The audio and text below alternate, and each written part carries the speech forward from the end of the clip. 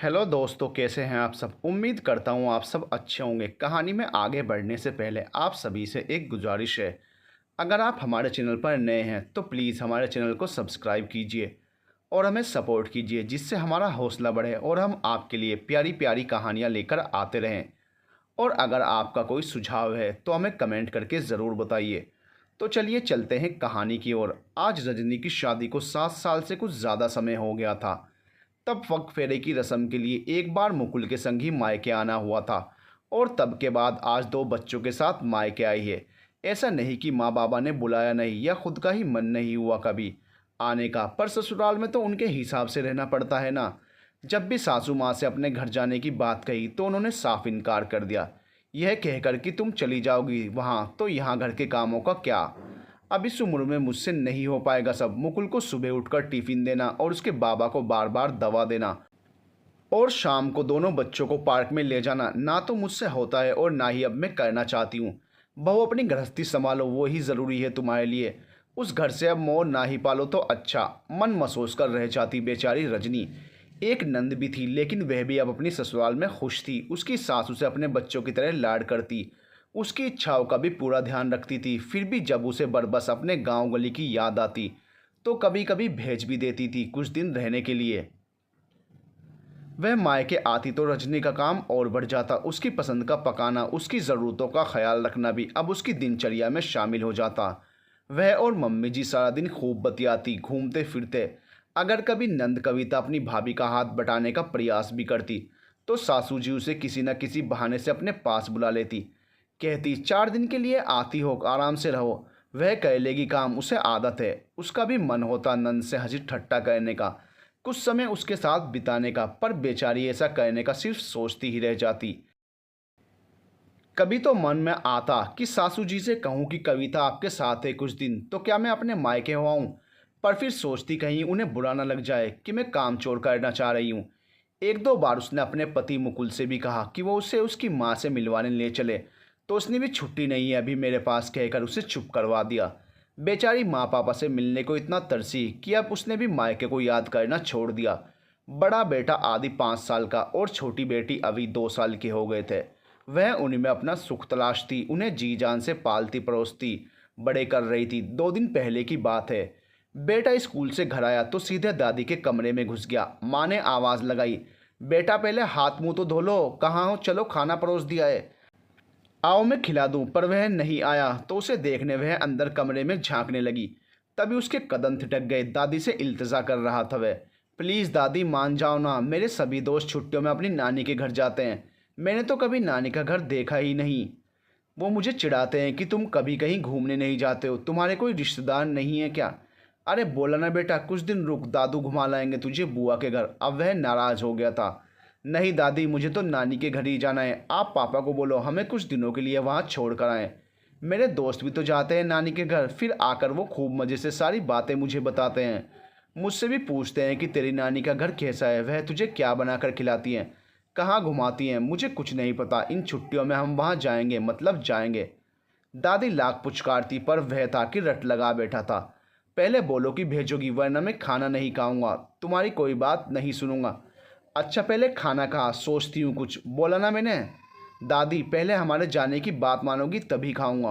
अब दादी परेशानी में पड़ गई। वह आदि को बहुत प्यार करती थी, लाडला था वह उनका, पर आज वह कैसी जिद ले बैठा था कि उसने दादी के पसीने छुड़ा दिए थे।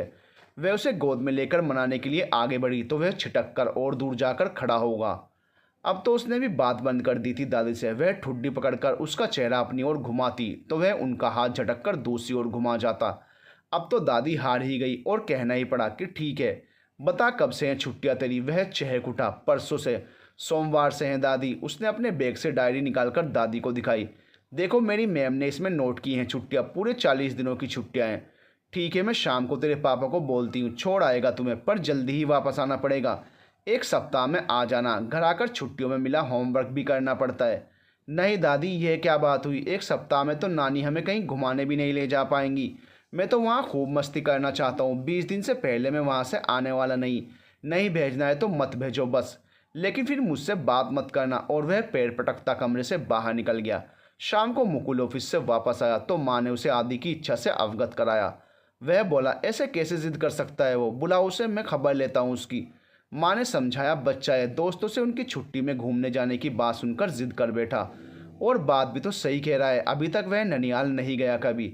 ऐसा कर कुछ दिनों के लिए छोड़ा बच्चों को, वह भी कई बार जाने की कहती रहती थी, पर मैं भेजने का साहस नहीं कर पाई। अब तो उसने कहना भी छोड़ दिया। बच्चा जिद कर रहा है तो कुछ दिन ही सही हो आएगी वहाँ, मुकुल बोला। फिर यहाँ कैसे चलेगा, तुमसे हो पाएगा घर का काम? देखते हैं, पहले तो बहू से बोल जाने की तैयारी कर ले।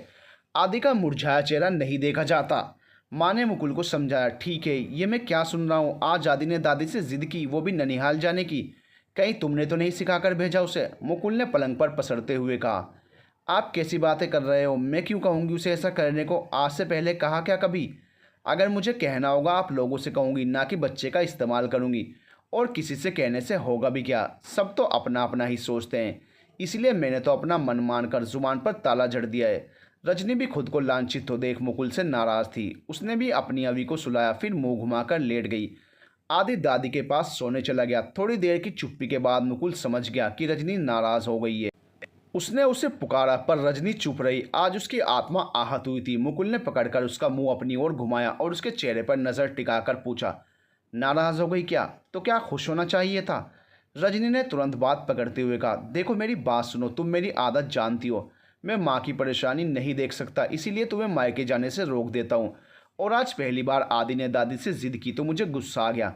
अच्छा चलो सॉरी, वह दोनों कान पकड़कर बोला तो रजनी को भी हंसी आ गई। वह बोली, चलो ठीक है, सो जाओ, मुझे भी नींद आ रही है। अच्छा जी, मैडम को नींद आ रही है, पर मेरी बात सुनकर तुम्हें कम से कम आज की रात तो नींद नहीं आने वाली। मैं जानता हूँ। क्या बात है ऐसी, क्या कोई खुशखबरी है? हाँ ऐसा ही समझ लो। अच्छा एक काम करो, चाय बना लाओ, फिर बताता हूँ। अब इस वक्त चाय चाहिए आपको? फिर कहोगे नींद नहीं आ रही, कोई बात नहीं, तुम चाय ले आओ और अपने लिए भी लाना, क्योंकि सोओगी तो तुम भी नहीं। रजनी की उत्सुकता बढ़ती जा रही थी। वह जाकर 2 कप चाय झट से बना लाई और पास बैठते हुए बोली, अब बताइए कि क्या बात है। बताता हूँ, चाय तो पी लो, क्या पता फिर तुम्हारी चाय यूं ही धरी की धरी रह जाए।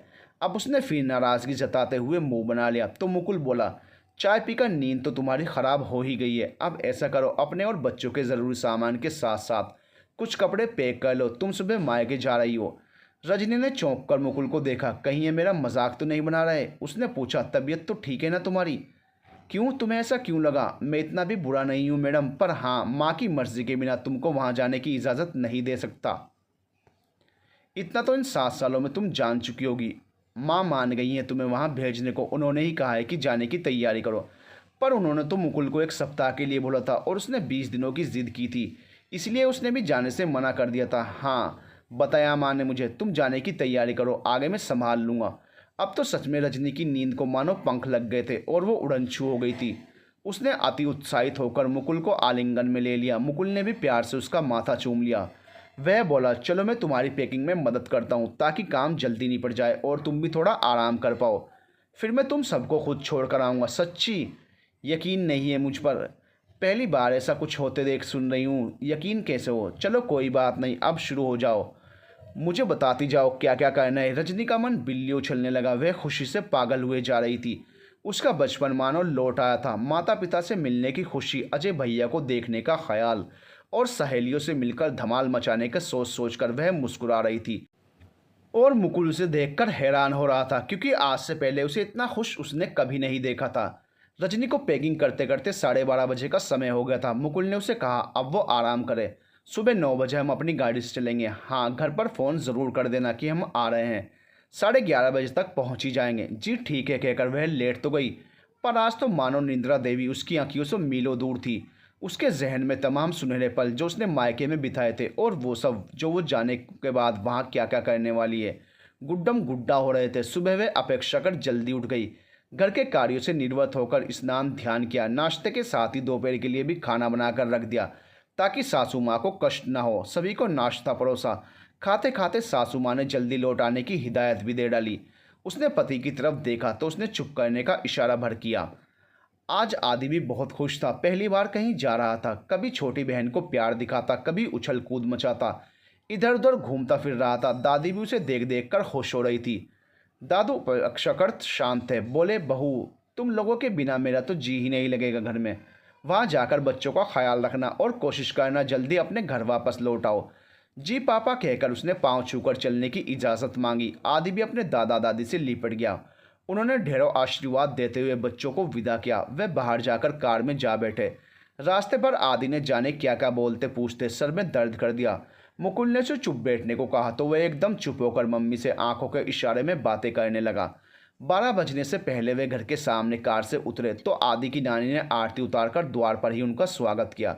सभी को तिलक लगाकर उनके मस्तक पर अक्षत रखे और उनकी नज़र उतारकर उन्हें अंदर लिवा लाई। आज जमाई राजा पहली बार शादी के बाद घर में आए थे। जलपान के बाद तुरंत भोजन की व्यवस्था की गई और बड़े सत्कार के साथ उन्हें भोजन करवाकर आराम करने दिया। शाम को मुकुल ने वापस जाने की इजाज़त मांगी और घर को निकल गया। आस पड़ोस में जब पता चला कि रजनी आई है, सब मिलने आने लगे। कोई बच्चों को आशीर्वाद से दुलारता तो कोई इतने समय बाद आने का उल्हाना देता। वह मुस्कुराकर सबका सम्मान करती। 2 दिन तो भरपूर आराम किया उसने। अजय भैया अपनी कंपनी के काम से बाहर गए हुए थे तो फ़ोन पर ही उनसे बात हुई। परसों तक आ जाऊंगा, फिर खूब मस्ती करेंगे। आदि से उसके मामा ने वादा किया तो वह भी बहुत खुश था। माँ, मेरी सहेली रीना और मीनू मिलती हैं क्या कभी? अरे बेटा, उनकी भी शादियाँ हो गई। दोनों अपनी अपनी गृहस्थी में रम चुकी हैं। कभी कभी जब आती हैं तो रामारामी हो जाती है। रीना की एक 3 साल की बिटिया है और मीनू का 1 साल का बेटा। बहुत मन करता है माँ पुराने सब संगी साथी मिले, पर अब तो जाने कौन कौन कहाँ कहाँ होंगे। कितना परेशान करते थे ना हम सब तुम्हें, कभी कोई फरमाइश तो कभी कोई। तुम भी तो कभी मुझ में और उनमें कोई भेद नहीं करती थी। अरे मेरी बच्ची, जैसी तुम वैसी वो सब भी थी। परेशानी क्यों होती? हर दिन एक समान नहीं होते बेटिया। जब से तुम गई हो मेरा तो घर आंगन ही सूना हो गया। तुम थी तो सब आ जाती थी चिड़ियों की तरह। तुम सब यहाँ से वहाँ फुदकती रहती थी। अब तो मन बहुत उदास होता है तुम्हें याद करके। अब आई हो तो महीना भर नहीं जाने दूंगी। माँ, तुम भी ना, मेरा मन भी तुमसे मिलने को बेचैन होता है। पर माँ, मेरी सासू माँ से अब इस उम्र में घर नहीं संभलता, बस इसीलिए तो नहीं आ पाती मैं। वरना वे सब बहुत अच्छी तरह से मेरा ख्याल रखते हैं। तुम मेरी चिंता में ना घुलती रहा करो। अब की बार तो आदि जिद कर बैठा तो आने का मौका हाथ आया, वरना तो शायद ही आ ना पाते। तभी आदि दौड़कर भीतर आया और ढेर सारे खिलौने लाकर उन दोनों के सामने बिखेर कर खुशी से नाचते हुए बोला, देखो देखो मम्मी, देखो नानी, ये सब मुझे नाना जी ने दिलवाए हैं। देखो ये कार कैसे सर पर दौड़ती है, और नानी ये बंदर तो देखो कैसे ड्रम पीटता है भला। ये तोता, ये रेलगाड़ी सब मैंने पसंद किए हैं। और ना मेरे लिए नानू ने जलेबी भी खरीदी। मैंने बोला घर चलकर सबके साथ खाएंगे। चलो आओ, मुझे दो, आप सब भी खाओ, चलो ना। कहकर वे रजनी का हाथ खींचकर बाहर ले जाने लगा। नानी ने उसकी बलाइयाँ ले ली। कितना प्यारा है हमारा लल्ला। तू भी ऐसे ही करती थी जब बहुत खुश होती थी। वे दोनों बाहर बरामदे में आ गई। बाबा ने रजनी को जलेबी की थैली पकड़ाते हुए कहा, आदि को जितना वो चाहे उतना खिला देना। सबने खूब स्वाद लेकर जलेबी खाई। आदि ने कहा, मैं तो आज से नानू का पक्का वाला दोस्त बन गया और अब मैं रोज नानू के साथ ही सोऊंगा। अभी भी तुतलाती जुबान से जाने क्या क्या बोले जा रही थी और सब हंस हंस कर पेट पकड़ लेते। खुद रजनी भी बच्चों में बदलाव को महसूस कर रही थी। एक ही माहौल से शायद बच्चे भी ऊब गए थे। वो यहाँ आकर ऐसे खुश हो रहे थे कि मानो कोई खजाना पा लिया हो। हाँ, खजाने से कम भी तो नहीं होती ये प्यार की दौलत। कभी कभी जगह का बदलाव भी हमारे मन की स्थिति को बदल देता है। आज उसे अपने मन में भी बहुत हल्का महसूस हो रहा था। वह भी तो वहाँ सबकी चिंता करते हुए जिम्मेदारियों के बोझ तले मानो दब सी गई थी। आज उसे अपने आप को समझने का अवसर मिला था, वरना तो वह अपने अंदर की रजनी को कहीं भुला ही बैठी थी। रात को आदि खाने के बाद नानू के कमरे में ही पहुंच गया। नानू, आज आप मुझे कहानी सुनाओ, फिर मैं यहीं आपके पास ही सोऊंगा। वहाँ तो दादी मुझे कहानी नहीं सुनाती, बस थपकी देकर सुला देती हैं। कहते हैं कि उन्हें कहानी नहीं आती। आपको तो बहुत सी कहानियाँ आती हैं ना। नानू ने उसके गाल को थपकते हुए कहा, हाँ, मैं सुनाऊंगा तुम्हें कहानी और तुम रोज़ कहानी सुनना और मेरे साथ ही सोना, ठीक है? अब खुश? हाँ। और वहीं से ज़ोर से बोला, मम्मी सुना आपने? मैं अब रोज़ नानू से कहानियाँ भी सुनूंगा। ये खूब मज़ा आ जाएगा। रजनी अपनी माँ के काम में हाथ बटाती, फिर जल्दी काम ख़त्म करके वह माँ की गोद में सिर रखकर खूब बातें किया करती। अपना बचपन याद करती, अपनी शादी के वक्त का समय जब माँ बाबा ने दिन रात एक कर दिया था, सब याद दिलाती। माँ भी उसके बालों में अपनी उंगलियां घुमाते हुए खूब आनंद से उसकी बातें सुनती। दरअसल अपने मन का हर कोना रजनी माँ के आगे ही तो खोल पा रही थी। उसके मन से सारा यादों का ढेर एक भारी बोझ की तरह उतरता जा रहा था और वह खुद को हल्का महसूस कर रही थी, क्योंकि ससुराल में कभी वह किसी से बात करने का समय ही नहीं निकाल पाती थी, या यूं कहें कि किसी के पास उसके लिए समय ही नहीं था, ना सासू माँ के पास और ना पति के पास। तभी आदि चहकता हुआ आया और बोला, नानी मुझे छोटा वाला तकिया दो ना, मैं नानू के साथ सोऊंगा। रजनी ने कहा, बेटा नानू के साथ सोने की आदत हो गई तो वहाँ चलकर बहुत परेशानी होगी, मेरे पास सो जाओ। दोनों पैर उछालते हुए वह फिर इसरार करने लगा। सोने दो ना मम्मी, वहाँ भी मैं आपके साथ सो सकता हूँ, पर वहाँ नानू तो नहीं होंगे ना। मुझे वहाँ तो कोई कहानी भी नहीं सुनाता, प्लीज़ मम्मी प्लीज़। उसका मासूम चेहरा देखकर माँ बेटी दोनों के मुखड़े पर मुस्कान तैर गई। अभी भी खेलते खेलते सो गई थी। माँ तुम मेरे साथ ही सो जाओ ना, कहते हुए रजनी ने अपनी माँ को प्यार से देखा तो वह भी मना नहीं कर पाई। बेटी का मोह उन्हें भी उसके साथ अधिक से अधिक समय बिताने को कहता। आज अजय के आने की बात हुई थी तो नन्हा आदि सुबह से ही अपने मामा जी की बाट देख रहा था। आज मैं पहली बार अपने मामा जी से मिलूंगा। पता है मेरे मामा जी इतने बड़े हैं, मेरी मम्मा से भी बड़े। मेरे मामा जी ना मेरे लिए खिलौने और मिठाइयाँ भी लाएंगे, वह तो मुझे घुमाने भी ले जाएंगे। हम तो बड़े वाले पार्क में घूमने जाएंगे। बालमन आज बहुत खुश था। वह पड़ोस में रहने वाली निशी को यह सब बता रहा था। निशी भी बड़े उत्साह से उसकी बातें सुन रही थी। अच्छी दोस्ती कर ली थी आदि ने उससे। शाम को जब आदि सोकर उठा तो उसने सबसे पहले यही पूछा, मामा जी आ गए क्या? मम्मी ने उसे सताते हुए कहा, अब तो आपके मामा जी कल आएंगे, फ़ोन पर बोला उन्होंने। नहीं जी, मेरे मामा जी तो अभी आएंगे, मुझसे भी बोला उन्होंने। और वह मामा जी को देखने घर से बाहर चल दिया। नानी ने उसे समझाया कि यूँ अकेले घर से बाहर नहीं जाते छोटे बच्चे। मामा जी आएंगे तो बाहर तो रहेंगे नहीं, भीतर ही आएंगे ना। तब कहीं वह माना और खेल में लग गया। रात को करीब 8 बजे दरवाजे पर दस्तक हुई तो वह लपक कर दरवाज़ा खोलने गया और वहाँ किसी अजनबी को देखकर ठिठक गया। फिर हाथ जोड़कर नमस्कार किया और पूछा, आप कौन हैं? किससे मिलना है आपको? घुटनों के बल झुकते हुए उस अजनबी ने कहा, अगर मैं सही सोच रहा हूँ तो तुम आदि हो ना? हाँ, यानी आप हैं मेरे अजय मामा जी। ये मेरे मामा जी आ गए जी। वह ज़ोर ज़ोर से चिल्ला रहा था। अजय ने अपना बैग अंदर आकर दीवार के साथ टिका दिया और आदि को गोद में लेकर खूब प्यार किया। फिर बोला, दिखाओ अब आप मेरे लिए क्या लाए हो। रजनी ने उसे टोका, आदि बेटा ये क्या बात है? मामा भी बाहर से थके आए हैं, उन्हें थोड़ा नहा धोकर फ्रेश तो हो लेने दो, तब वो दिखाएंगे ना तुम्हें तुम्हारे गिफ्ट। तो ठीक है मामा जी, आप नहा लो जल्दी से, मुझे देखना है क्या लाए हो आप मेरे लिए। अजय ने आदि की मासूम सूरत देखी तो उसे एक किस्सी दी और वॉशरूम की तरफ बढ़ गया। थोड़ी देर में फ्रेश होकर तौलिए से अपने बाल रगड़ते हुए बाहर आया तो आदि को दरवाजे के बाहर दीवार से पीठ टिकाए पाया। उसने आदि का हाथ पकड़कर अपने बेड पर बैठा लिया और उसका गिफ्ट अपने बैग से निकालकर उसके आगे रख दिया और आदि तुरंत उसे खोलने लगा। पैकेट में एक बैट और बॉल थी और एक ड्राइंग बुक। आदि को दोनों चीज़ें बहुत पसंद आई। वह तुरंत ड्राइंग बुक लेकर उसमें रंग भरने लगा। फिर अपने मामा को दिखाते हुए बोला, देखो मामा मैंने ठीक किया ना, बहुत सुंदर है। करो बेटा, जब कुछ पूछना हो तो मुझे कहना।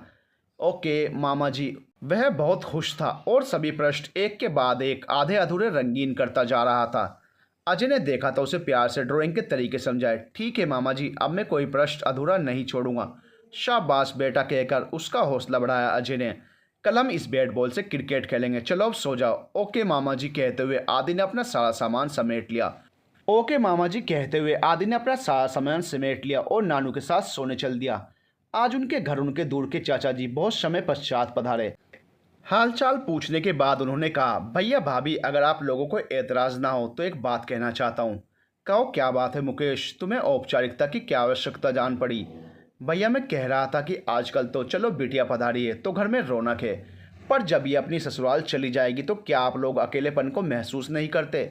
अजय भी कंपनी के काम से बाहर आता जाता रहता है, तो अगर उसकी शादी हो जाती तो आप लोगों का भी मन लग जाता और सेवा भी हो जाती। अब भाभी को भी तो आराम की ज़रूरत है। सारी ज़िंदगी कठोर परिश्रम किया है आप दोनों ने रजनी और अजय को लायक बनाने के लिए। हाँ भैया, बात तो सही कह रहे हो, बोले थे रमाकांत जी। वैसे उसकी शादी की उम्र भी कब से हुई है, पर वह काम जमने तक इंतज़ार ही करता रहा। अब कहीं जाकर काम में सेट हुआ है तो मैं भी सोच ही रहा था उसकी शादी के बारे में। कोई लड़की है क्या भैया तुम्हारी नज़र में? शालिनी जी ने पूछ ही लिया। हाँ भाभी, है तो मेरी भांजी की बेटी है, पढ़ी लिखी होशियार लड़की है, घर के कामकाज भी खूब अच्छे से कर सकती है और ज़रूरत पड़ने पर नौकरी भी। कहो तो बात करूं, वैसे वो लोग मुझे लड़का ढूंढने की कह रहे थे एक रोज़, तब तो मेरे ध्यान में नहीं आया, पर अभी मुझे बैठे बैठे रिश्ता सूझ गया तो सोचा पूछ ही लूँ भैया। मुकेश देखो, ब्याह शादी का मामला है, अजय से बात करके ही कुछ कह पाऊँगा।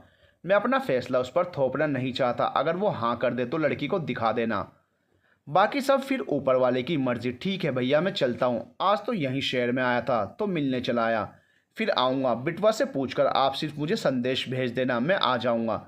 अगर हाँ कहे तो बात करेंगे। ठीक है भैया, मैं आज ही बात करके तुम्हें बताता हूँ। शाम को जब अजय ऑफिस से घर आया तो माँ ने पहले उसे भोजन करवाया, फिर उसके मन की था लेने की गरज से उसे अपने पास बुलाया। रजनी भी वहीं बैठी थी। माँ ने रजनी को इशारे से बात शुरू करने को कहा। रजनी ने बात का सीधा पकड़ते हुए कहा, भैया एक बात कहूँ? हाँ बोलना। भैया आप अब शादी कर लो, माँ को भी आराम की सख्त ज़रूरत है, और मुझे भाभी होती घर में तो हम कहीं घूम फिर आते। आपके ऑफिस जाने के बाद हम घर के काम से बचे समय में अपने मन की कहते सुनते। 4 दिन से यहाँ हूँ पर कहीं भी गई नहीं। माँ को भी फुर्सत ही नहीं मिलती, अब क्या करें, बस बोर होती रहती हूँ। अरे तो इस सब में शादी कहाँ से आ गई? मैं तुझे कल ही ले चलता हूँ, बोल कहाँ चलना है? तू बस एक बार हुक्म तो कर। नहीं भैया मेरी बात को टालो मत, मैं सीरियस हूँ और आप मजाक समझ रहे हैं। अब माँ ने भी रजनी का पक्ष लेते हुए हस्तक्षेप किया। ठीक ही तो कह रही है वो बेटा, अब तुझे शादी कर लेनी चाहिए। उम्र निकल जाने तक कौन तेरा इंतज़ार करती बैठी मिलेगी। शादी ब्याह समय पर रहते हो जाए तो अच्छा। तो माँ ढूंढ ले अपनी बहू, तू जहाँ कहेगी कर लूँगा ब्याह। सच बेटा? तैयार है तू? कह दूँ तेरे बाबा से? वह उठकर उसकी बलाइयाँ लेते हुए कहती हैं। आवाज़ देकर वह रमाकांत जी को वहीं बुला लेती हैं। क्या हुआ अजय की माँ, काहे चिल्लाती हो भाई?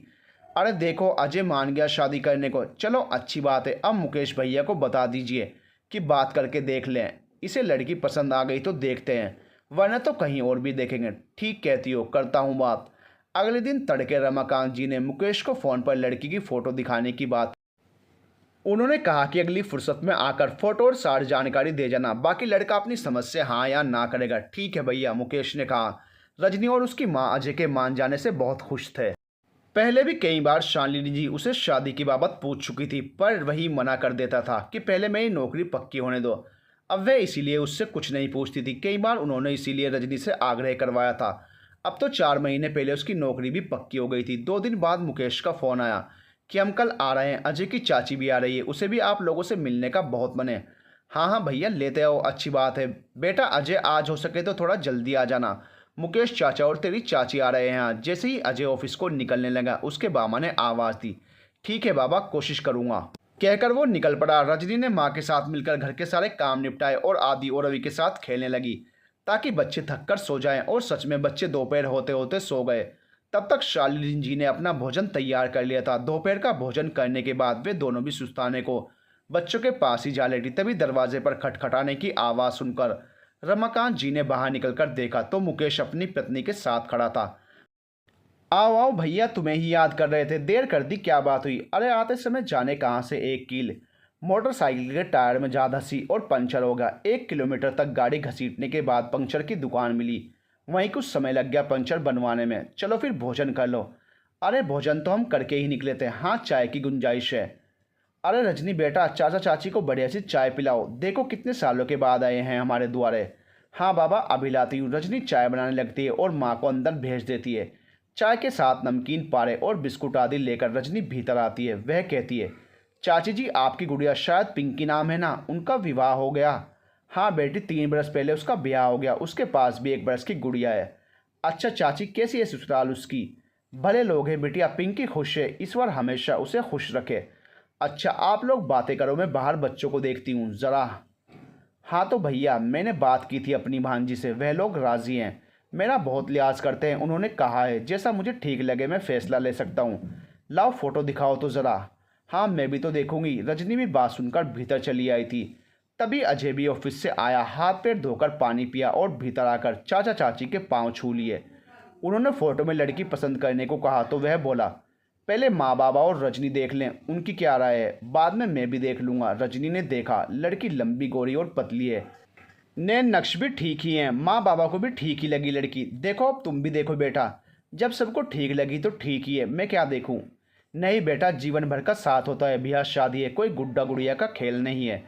मुकेश चाचा ने समझाते हुए कहा, चाचा जी हम कहें तो बात ऐसी है, सूरत से नहीं सीरत से अच्छा बुरा देखा जाता है। जो मेरे माँ बाबा के साथ साथ घर की जिम्मेदारी उठा सकने के काबिल हो, मेरी नज़र में वही सुंदर है। अगर आप इजाज़त देंगे तो मैं एक बार मिलना चाहता हूँ लड़की से।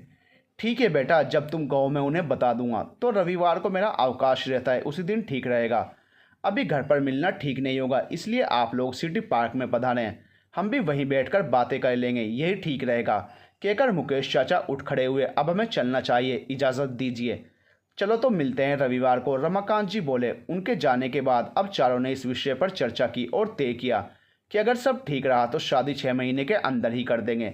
देखते देखते यह 4 दिन कैसे बीत गए पता ही नहीं चला। रविवार को वह समय अनुसार सिटी पार्क में पहुंच गए। अजय और आदि अवि ने जमकर मस्ती की। पार्क के इस कोने से उस कोने तक खूब दौड़े। सबसे ज्यादा उत्साहित तो आदि था। मामा के साथ पार्क आने पर माँ और रजनी क्या करना है, कैसे करना है की रूपरेखा बनाने में लगी रही और बाबा की नजरें बार बार मुख्य द्वार पर टोह लेती रही कि मुकेश के साथ लड़की और उसके माता पिता अभी तक आए क्यों नहीं। शाम के 6 बजे मुकेश आता दिखा, उसकी भांजी अपने पति और बेटी के साथ। वे पार्क में आ चुके थे और मुकेश इधर उधर उन्हें ही देख रहा था। रमाकांत जी ने हाथ के इशारे से उन्हें अपनी ओर बुला लिया। वह उन लोगों को लेकर रजनी और उसकी माँ के पास पहुंच गए।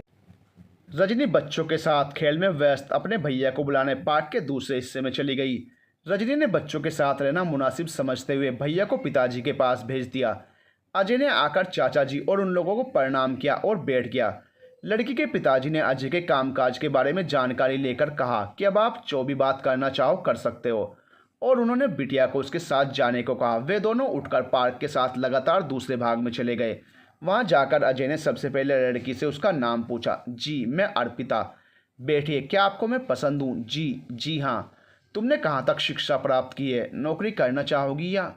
जी नहीं, माँ ने बताया था कि छोटा सा सुखी परिवार है। और जी, साइंस विषय से पोस्ट ग्रेजुएट हूँ। जी, आवश्यक ना हो तब तक नहीं, क्योंकि घर और बाहर दोनों जगह एक साथ काम करना ज़रा मुश्किल लगता है, पर अगर नौकरी करना ज़रूरी लगे तो कर सकती हूँ।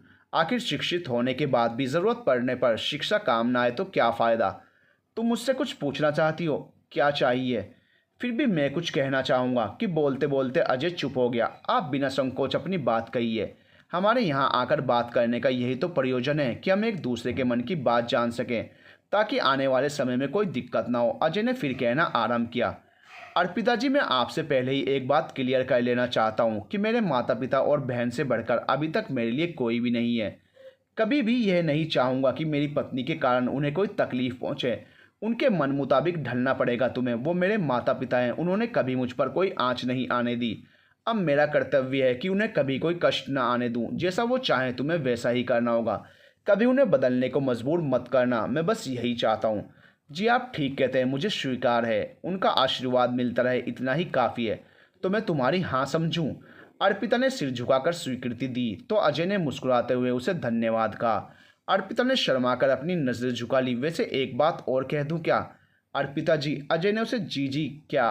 वह कुछ घबराते हुए देखा तो हंसकर बोला, अरे रे, ऐसी कोई बात नहीं। मैं तो बस यह कह रहा था कि आप शर्माते वक्त और भी ज़्यादा खूबसूरत दिखती हैं अर्पिता जी। चलो तो फिर चलें। अर्पिता भी उठ खड़ी हुई। अजय उसे भी खूब भाया। वे दोनों अपने परिवार के पास आकर खड़े हो गए। उन्हें आया देख रजनी ने आंखों के इशारे से अपने भैया को पूछा कि मुलाकात का क्या नतीजा रहा। उसने भी थम्स अप की साइन देकर अपनी राय जाहिर कर दी। रजनी ने ताली बजाते हुए सबको भैया की राय बता दी और अर्पिता को देखकर बोली, अब मैं आपको अपनी भाभी बुला सकती हूँ ना?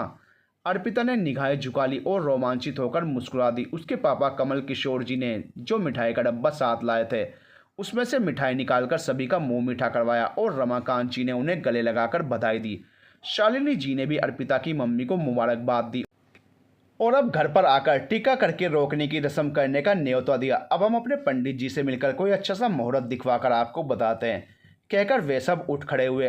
अब सब अपने अपने घर को चले गए। रात के 9 बज गए थे उन्हें घर आते आते। बच्चों को भी अब नींद आने लगी थी। पार्क में खूब धमाचौकड़ी जो मचाई थी आज। जल्दी से रजनी ने पहले बच्चों को रोटी और जैम खाने को दिया, फिर माँ की मदद से खाना भी बना लिया। बच्चों को नानू और मामा ने उनके बिस्तर में सुला दिया। आज तो आदि ने कहानी भी नहीं सुनी, बहुत थक गया था शायद। माँ ने खाना परोसा। सबको खाना खाते खाते और रजनी को रसोई समेटते रात के 11 बज गए थे। शुभ रात्रि। अच्छा, अब कल बात करते हैं, मुझे भी नींद आ रही है। कल ऑफिस भी जाना है। अजय ने कहा, चलो सभी सो जाओ। ठीक है, कल ही बात करते हैं। शालिनी देवी भी कहते हुए लाइट्स ऑफ करके लेट गई। पर रजनी को नींद नहीं आ रही थी। वो तो कुछ और ही सोच रही थी। उसकी सोच में अपना घर परिवार घूम रहा था। वह सोच रही थी कि अब जाने कब घर से सासू माँ जी का बुलावा आ जाए, फिर तो उसे जाना ही होगा। उसे मायके आए 10 दिन हो गए थे, पर यह वक्त कैसे फुर से उड़ गया था उसे पता ही नहीं चला। वैसे ही बड़ी मुश्किल से तो 7 साल के बाद उसे मायके आने को मिला था। अब 6 माह तक शादी की बात हुई तो दोबारा आना होगा। क्या मुझे भेज देंगी सासू माँ? यही सोच सोचकर वह परेशान सी हो रही थी। वह अपने भाई के विवाह के सारे चाव पूरा करना चाहती थी। शादी की हर एक तैयारी खुद करना चाहती थी, पर ऐसा संभव नहीं हो शायद। यही सोच सोचकर उसकी आंखों से नींद कोसों दूर थी। करवटें बदलते उसने रात बिताई। सुबह के समय आंख लगी थी तो जागने में कुछ देरी हो गई। रजनी सुबह सोकर उठी तो देखा माँ तो आज उससे पहले उठी हुई हैं। बोली, माँ आज आप जल्दी क्यों उठ गई? अरे मैं जल्दी नहीं जगी, बल्कि तुम देर तक सोती रही हो, कहकर हंस दी शालिनी जी। रजनी ने चौंक कर घड़ी की ओर देखा तो सच में आज वे पूरा 1 घंटा देर से जगी थी। ऐसा होना लाजमी था क्योंकि उसे सुबह के समय ही तो आंख लगी थी। वह उठकर स्नान करने चली गई। अजय का चाय नाश्ता तैयार था, वह भी नाश्ता करके ऑफिस चला गया। जब नहाकर निकली तो उसका मोबाइल बज उठा। लपक कर उसने फ़ोन रिसीव कर लिया। फ़ोन मुकुल का था। हाल समाचार जान लेने के बाद रजनी ने अजय भैया के लिए रिश्ता आने की बात उसे बता दी। वह भी बहुत खुश हुआ। अब रजनी ने अपनी चिंता भी उसको बताई। वह बोला, कल की चिंता में अपना आज खराब मत करो, जो होगा अच्छा होगा, परेशान होने की कोई आवश्यकता नहीं है। मैं माँ से बात कर लूँगा। अब वह हल्का महसूस कर रही थी। मुकुल ने बताया कि वैसे तो उसने अब कई बार 1 महीने तक तुम्हारे वहाँ रहने की इजाज़त उसने माँ से ले ली थी, पर अगर तुम अब की बार जल्दी घर आ जाओ तो खुश होकर माँ तुम्हें दोबारा जल्दी वहाँ भेज सकती हैं। मैं भैया का रोका होने के बाद आ सकती हूँ, फिर मैं तुम्हें दोबारा फ़ोन करती हूँ, तुम आगे माँ से पूछ लेना। ठीक है। फ़ोन कट गया था। मुकेश चाचा ने भी दोपहर में फ़ोन करके आने वाली पूर्णिमा को रोका करने की सूचना रमाकांत जी को दी। जी पूर्णिमा को तो 4 दिन ही बाकी हैं। चलो ठीक है, हम रोका कर देते हैं, फिर शादी की तैयारियां करने का समय भी मिल जाएगा। माँ ने कहा, चंद लोगों की उपस्थिति में रोके की रस्म अदा करने का विचार है हमारा, तुम दामाद जी को भी बुला लेना, बाबा ने कहा। तो रजनी बहुत प्रसन्न हुई। बाबा, मैं अपने भैया की शादी की शॉपिंग, भाभी के कपड़े, जेवर, एक एक चीज़ खुद पसंद करके लाना चाहती हूँ, इसलिए रोके के बाद मुझे आप विदा कर दीजिए ताकि शादी की तैयारियां करने में फिर जल्दी आ सकूँ। सही कहती हो बेटी, अब तुम दोनों को ही संभाल लाएं। दामाद जी रोके के बाद तुम्हें लेकर जा सकते हैं। मैं उनसे बात भी कर लूँगा ताकि तुम फिर से आ सको। कुछ ज़रूरी तैयारियों के साथ साथ रजनी की ससुराल में भी न्योता दिया रमाकांत जी ने। मुकुल अपने पिताजी के साथ नियत समय से पूर्व ही आ गया। उसने भी मेहमानों की देखरेख करने से लेकर छुटपुट काम संभाल लिया। रसोई का काम रजनी ने संभाल लिया। बच्चे आज नाना नानी के साथ पापा और दादाजी के सानिध्य में बहुत खुश थे। शाम 6 बजे तक रोके की रस्म करके अर्पिता के परिवार वाले लौट गए। अब रमाकांत जी ने रजनी के ससुर जी से हाथ जोड़कर प्रार्थना की कि अगर वो लोग शादी की तैयारियां करने के लिए रजनी को ज़रूरत पड़ने पर यहाँ भेज दिया करेंगे तो बड़ी मेहरबानी होगी, क्योंकि अब नए ज़माने के बच्चों की पसंद नापसंद के बारे में वे ज़्यादा जानकारी नहीं रखते। उन्होंने उनके जुड़े हुए हाथों को थामकर आश्वासन दिया कि जब भी ज़रूरत पड़ेगी कभी कभार रजनी आती रहेगी, वो चिंता ना करें। अब हम दोनों परिवार अलग नहीं हैं। 6 माह बाद का कोई शुभ मुहूर्त देखकर विवाह की तिथि आपको बता देंगे समधी जी। तब आप सभी को हमारे घर पधारने का कष्ट करना होगा। अभी अगर आप जाना चाहते हैं तो रजनी को ले जा सकते हैं। समधन जी को हमारी तरफ से शुक्रिया कहिएगा कि उन्होंने हमारी बेटी और बच्चों को हमारे साथ समय बिताने का अवसर दिया। कोई बात नहीं, अभी रात हो चुकी है, हमें निकलना होगा। मुकुल भी सुबह ऑफिस के लिए निकलेगा। रजनी को वह रविवार को छुट्टी के दिन आकर ले जाएगा, कहकर वे वहां से विदा होकर चले गए। रजनी भी बहुत खुश थी कि उसकी आशंका निर्मूल थी। उसके पापा और ससुर जी ने बड़ी समझदारी से बात संभाल ली थी। वह व्यर्थी चिंता कर रही थी। रात को उसे मन में शांति होने के कारण अच्छी नींद आई। अब वह अपने वापस जाने की तैयारी में लग गई। आदि बोला, मम्मी मैं नहीं जाऊंगा, आपको जाना है तो जाओ, मुझे तो यहाँ बहुत अच्छा लग रहा है। रजनी ने समझाया, बेटा जाना तो होगा, जाएंगे नहीं तो मामा की शादी में आएंगे कैसे? अब जाएंगे तभी तो आएंगे। घर जाकर आपने छुट्टियों में करने को मिला गृह कार्य भी तो करना है, और दादी माँ ने आपको जल्दी लौटने का भी तो बोला था। अगर आप आनाकानी करोगे तो अगली बार वो भेजेंगी ही नहीं, इसलिए अच्छे बच्चे बनकर घर चलने की तैयारी करो। ठीक है माँ, पर मामा जी की शादी में आऊँगा तो जल्दी वापस नहीं जाऊँगा, पहले ही बोल दे रहा हूँ। बाद में मत बोलना कि जल्दी जाना है। ठीक है मेरे गुरुजी, कहकर रजनी हंस दी और साथ साथ सारे लोग। 2 दिन तक खूब लाड दुलार जताकर शालिनी जी ने अपनी बिटिया और बच्चों को दामाद जी के साथ भरे मन से विदा कर दिया, उनके जल्दी लौटकर आने की आशा के साथ। अब उन्हें बहुत सारे काम निपटाने हैं, कपड़े जेवर की खरीदारी, विवाह स्थल और हलवाई एवं डेकोरेटर की बुकिंग वगैरह। इंतज़ार तो तारीख पक्की होने का था, क्योंकि तारीख जाने बिना तो कुछ भी हो नहीं सकता था। अजय ने कहा, माँ तुम बिल्कुल टेंशन मत लेना, मैं सब कर लूँगा, आप पंडित जी से मिलकर तारीख निकलवाओ, फिर मैं देखता हूँ। रमाकांत जी ने पंडित जी को घर पर ही बुला लिया। उन्होंने शाम को आने की बात कही। शाम को अजय घर पहुंचा तो पंडित जी बैठक में बाबा के साथ विराजमान थे। माँ उनके लिए चाय बना रही थी। तू आ गया बेटा, चलो अच्छा हुआ, मैं तेरे लिए भी चाय रखती हूँ। पंडित जी भी अभी कुछ देर पहले ही पधारे। ठीक है माँ, कहकर वह भी अंदर चला गया। पंडित जी के चरण स्पर्श करके वहीं बैठ गया। चाय पीकर पंडित जी ने दोनों की कुंडली देखकर बताया कि कन्या के आने के बाद आपका भाग्योदय होगा। उसके कदम इस घर के लिए अति शुभ हैं। इनकी ग्रह दशा के अनुसार मार्गशीर्ष माह की 24वीं तिथि सर्वोत्तम है। बाकी सब ईश्वर भला करेंगे। माँ ने पंडित जी को शगुन की राशि भेंट की और उनका आशीर्वाद प्राप्त किया। रमाकांत जी ने मुकेश को फ़ोन करके विवाह की तिथि लड़की वालों को बताने को बोल दिया, ताकि वे भी अपनी तैयारियां आरंभ कर सके, क्योंकि ऐसे काम करने के लिए कुछ समय लेना ही पड़ता है। एकदम से कुछ भी संभव नहीं होता। अजय ने अभी अपनी डायरी में सिलसिलेवार कहाँ कहाँ, कब और कौन सी बुकिंग करनी है एक लिस्ट विवरण सहित नोट कर ली। अब अधिकतर कार्य फ़ोन पर ही निपटाए जा सकते थे। सारी परेशानी व्यवस्थित तरीके से कार्य करने पर हल हो गई थी। जो कार्य फ़ोन पर नहीं हो सकते थे वो सब बाबा के सहयोग से करने थे। कुछ जगह बाबा तो कुछ जगह अजय खुद जाकर उन कार्यों को मूर्त रूप देने में जुटे थे। माँ ने रजनी की ससुराल वालों को भी विवाह की तिथि बताने को बोला तो उसने मुकुल को फ़ोन पर सूचना भेज दी। बाद में रजनी को फ़ोन करके शॉपिंग के लिए आने का समय भी ले लिया। एक माह के बाद रजनी 2 दिन के लिए आई और तमाम इंतजामात भैया के साथ मिलकर ओके कर दिए। फिर अगले महीने आने का वादा करके वापस चली गई। माँ ने ज़रूरी सामानों की लिस्ट बनाकर रख ली और बेटी के आने तक छोटे मोटे काम निपटा लिए। अगले माह वह आने वाली ही थी कि उसकी ननंद कुछ दिनों के लिए अपने मायके आ गई। सासू माँ ने कहा कि वह बाद में चली जाए। ठीक है, मैं माँ को कह देती हूँ कि बाद में आऊँगी। माँ ने भी कहा कि बेटा कोई बात नहीं, तुम कुछ दिनों बाद आ जाना, अभी समय है हमारे पास। लगभग 15 दिन बाद आज फिर वह मायके आई। भैया उसे लिवाने आ गए थे। घर पहुंचकर माँ ने अपनी बनाई लिस्ट उसके सामने रख दी। माँ, हम पहले कपड़े की खरीदारी कर लेते हैं, सिलकर आने में भी समय लग जाएगा और कई बार फिटिंग में कोई दिक्कत आ जाती है तो ठीक करवा सकते हैं। हाँ बेटी, तुम ठीक कहती हो, पर मैं तो सुनार से जेवर खरीदना चाह रही थी। नहीं माँ, बहुत दिनों तक घर में जेवर रखना रिस्की हो सकता है। शादी वाला घर है, हमें कई बार घर बंद करके भी जाना पड़ सकता है।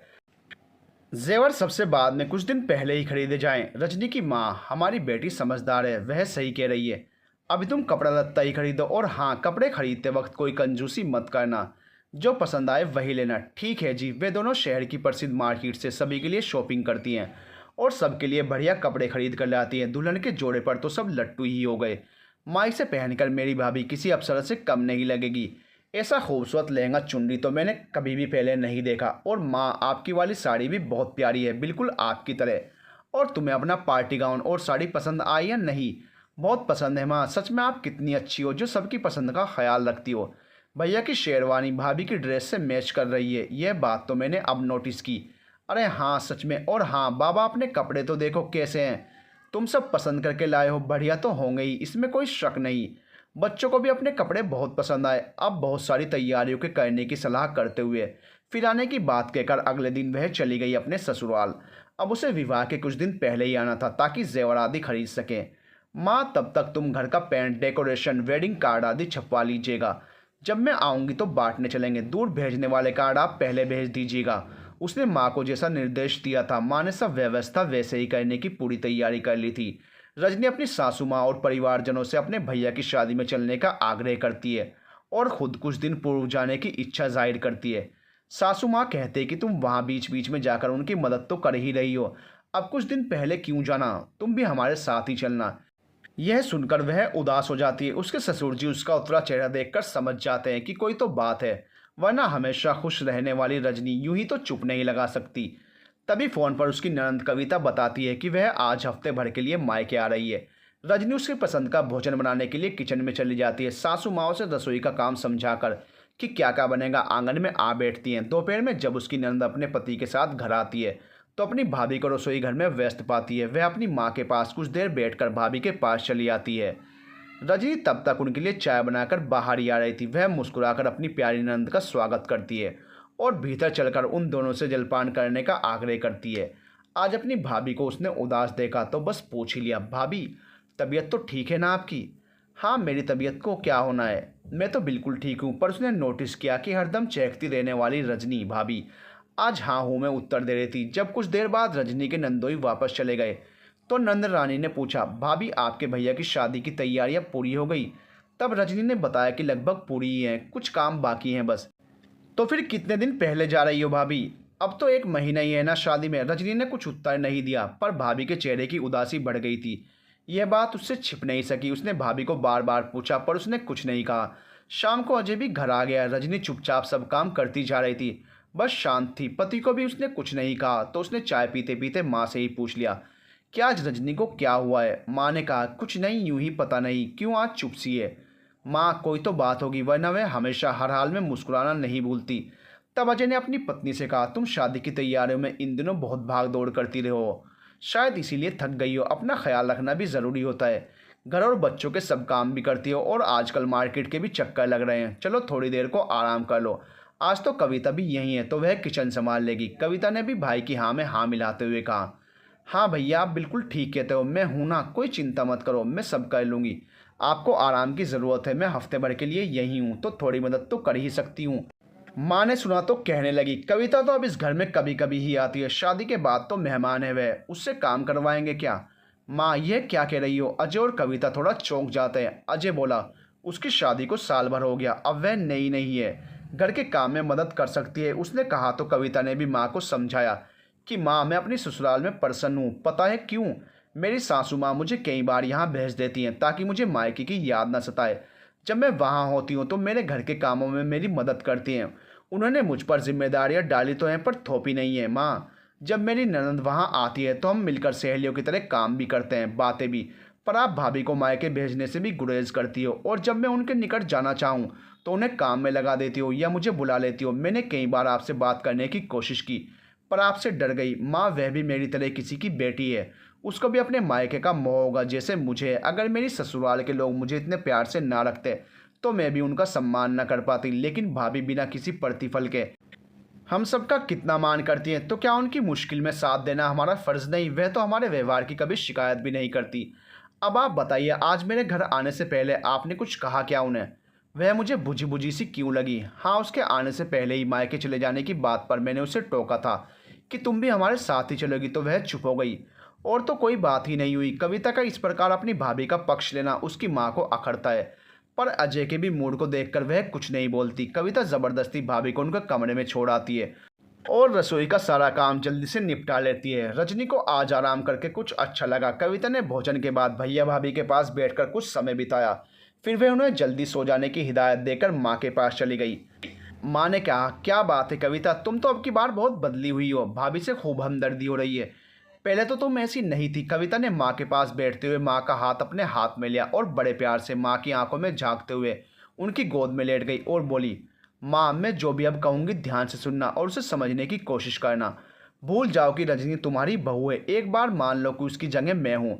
अगर मेरे साथ सब कुछ वैसा ही हो जैसा भाभी के साथ होता है, मेरा मतलब यह नहीं है कि उनके साथ बुरा होता है, मगर मैं अगर सारा दिन काम में लगी रहूं, मेरी इच्छा अनिच्छा से किसी को कोई सरोकार ना हो, मैं अपने भाई की खुशी में शामिल ना हो पाऊं, तो बुरी तरह थकी होने के बाद भी कोई मुझे बैठ जाने तक को ना कहे, तो सच कहना माँ, आपको कैसा लगेगा।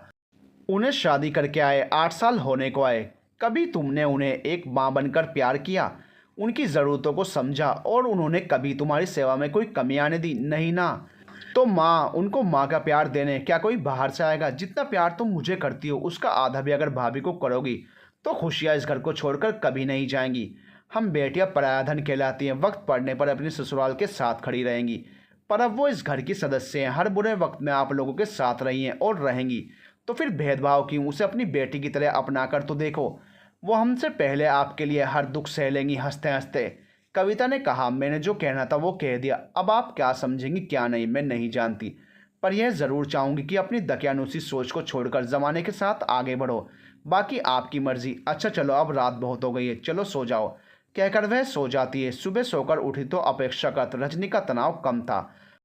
आराम करने से उसे मानसिक शांति मिली थी और पति और ननंद की सहानुभूति भरी बातों से सुकून, वरना तो वह हमेशा खुद को अकेला पाती थी और अक्सर तनाव में आ जाती थी। किसी से वह अपनी पीड़ा कभी बांटती जो नहीं थी। पीड़ा बांटी भी तो उसी से जाती है जो सामने वाले का दर्द समझे।